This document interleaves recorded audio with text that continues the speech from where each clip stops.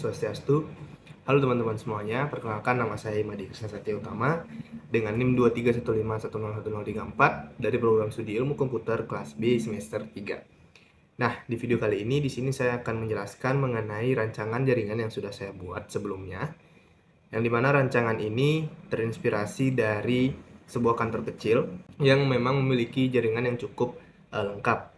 Nah, teman-teman bisa lihat gambar di belakang, yang dimana itu merupakan rancangan jaringan saya, yang dimana di rancangan jaringan tersebut saya menggunakan topologi jaringan star atau topologi jaringan bintang. Dalam rancangan tersebut saya menggunakan 5 PC, kurang lebih 10 PC lah ya, dibagi dua, 5 PC bagian kiri dan juga 5 PC bagian kanan.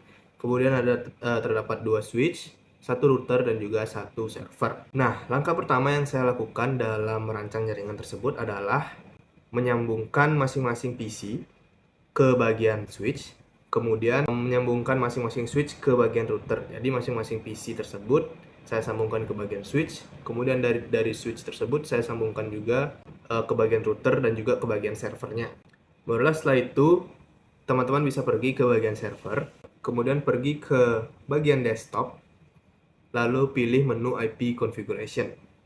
Nah, di dalam menu IP configuration ini, teman-teman bisa menentukan alamat IP atau membuat alamat IP teman-teman sendiri sesuai dengan keinginan kalian masing-masing. Nah, setelah kalian menentukan atau membuat alamat IP versi kalian sendiri, jadi teman-teman bisa langsung close dan juga pergi ke bagian service.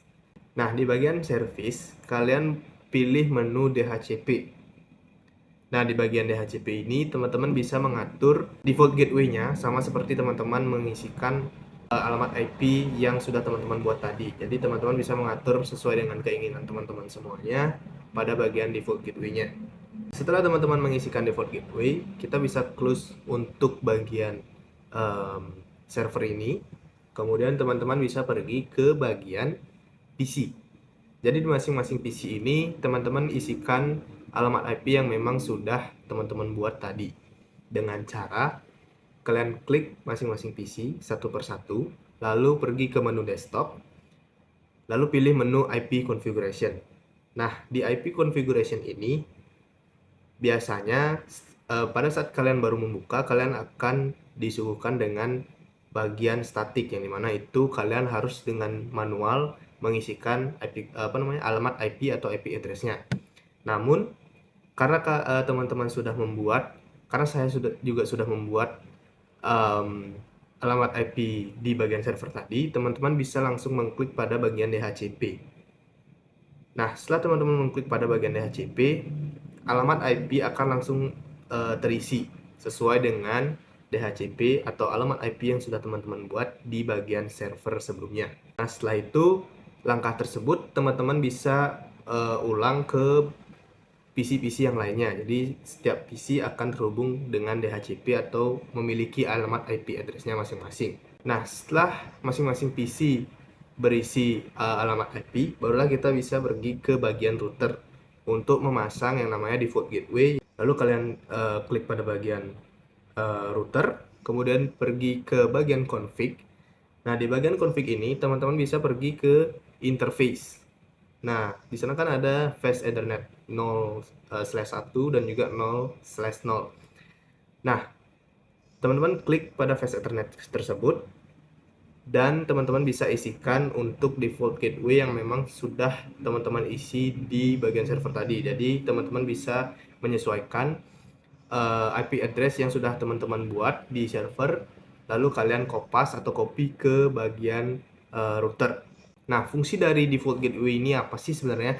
Nah, fungsi dari default gateway ini adalah agar pesan yang teman-teman sampaikan dari satu PC ke PC lainnya atau PC penerima itu berjalan dengan lancar atau sukses. Nah, jadi misalkan teman-teman ingin mengirimkan PC bagian kanan ini pesan dari PC bagian kiri.